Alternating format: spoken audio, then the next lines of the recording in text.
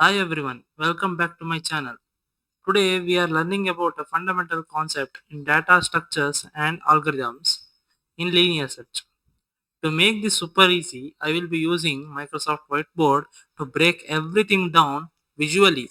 Let's get started. To understand what is linear search, I will draw 5 lockers and label them with the numbers 10, 20, 30, 40 and 50. I'm drawing 5 lockers now. Please don't mind my drawing as I am not a big artist, so I don't know about drawings and all. Imagine these are 5 lockers.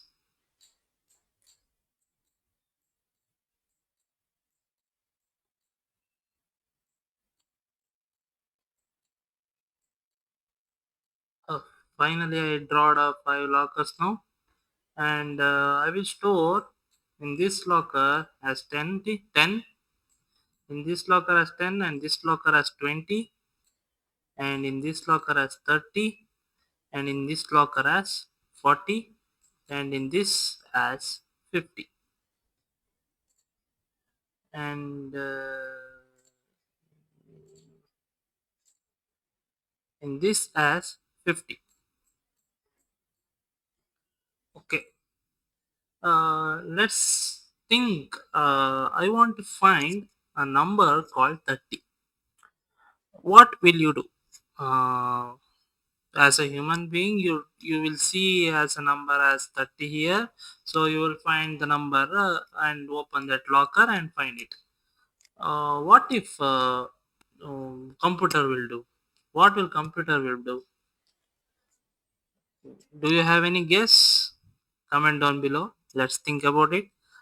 I will give 1 or 2 minutes or pause the video and think about it and comment down below. Okay, let's explain this. I want to find a number called 30 here. Now, what computer will do is, as a human being, you will understand. By seeing itself, you will say, in this locker has a 30. Now, what system will do? It will go firstly to avoid confusion. I will write locker number here. One, two, sorry, 3, 4, and 5. There are 5 lockers. And firstly, what system will do in linear search? This locker will be opened and search for number called 30. If this is found, then this number, locker number, will be returned. If it is not found, then what will do? This locker will be moved to this.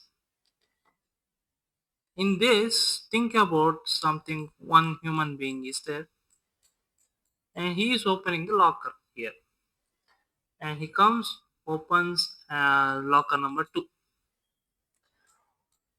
When he opens, he didn't find number called 30.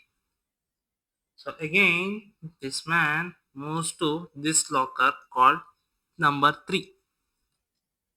Now, if he opens, he found a number called 30, and he will tell or he will take this locker number and displace it. This is how linear search will work. Now, think uh, your manager or someone told to search for number called 60.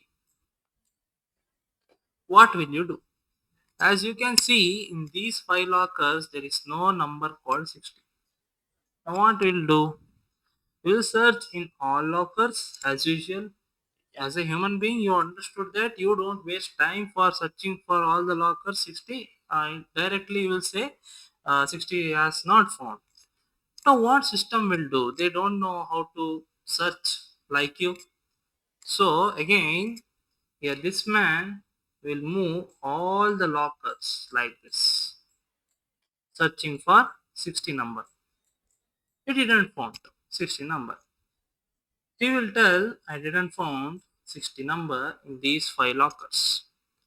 Imagine Just imagine you have thousands of lockers and you want to find a number called 135.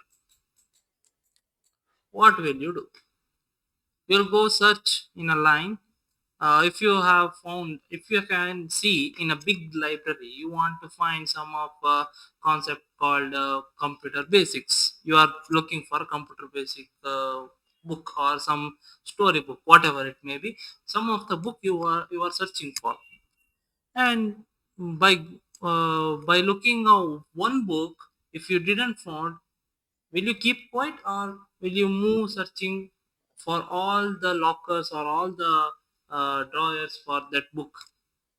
As usual, you go for all the drawers looking for your book. Uh, how much time it will take to search for that book? It will take so much time, right? What if library man or the attender has a number or a door number to find that locker and you find that book? That's a good idea, right? uh, you will directly go and pick that book. That's easy method, but in linear search that is not possible. You should go you should search in all the drawer or all the lockers. Every locker should be checked. If you found that locker or if you found that number or if you found that book, there itself you stop and leave other blocks or other drawers. You take that book out and come out of that library. Your work is done. That's it. That is how this linear search will work. So here only the disadvantage is, if you have so many lockers here, then it is tough or it will take so much time to search your element or a number. If you have small data like I have explained for 5 lockers, 6 lockers, 7, 10, 30, 12, 50, this is a small dot. In these data, linear search will search very beautifully and very time efficient. So this is a good idea. When you have less data, you can use this linear search as an example. To understand better in coding language, I have one code in Java. Let me show you once. Yeah, here. Here I have initialized an array here, and I have initialized the 5 arrays here: 10, 20, 30, 40, and 50. Here is the array we will use in our program. It is just a collection of numbers like our lockers. We have a variable called target here, and I have initialized a number called 30. This is the number we are searching for. In this case, it's 30.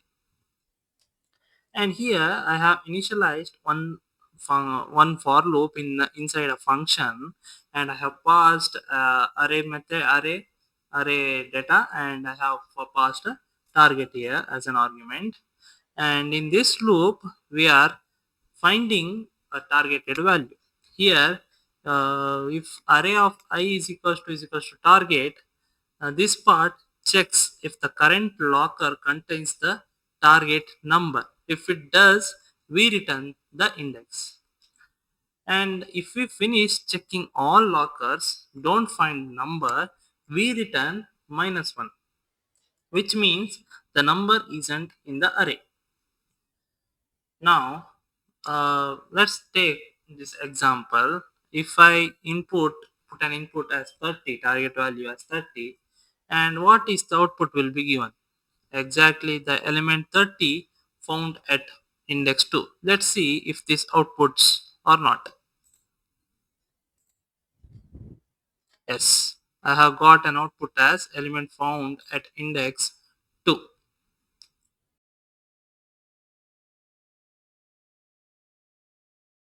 What if I give the targeted value as 100? Let's see what this outputs. See, element 100 not found in the array. If we search for a number that isn't in the array, like 100 we have given here, the program tells us it's not found.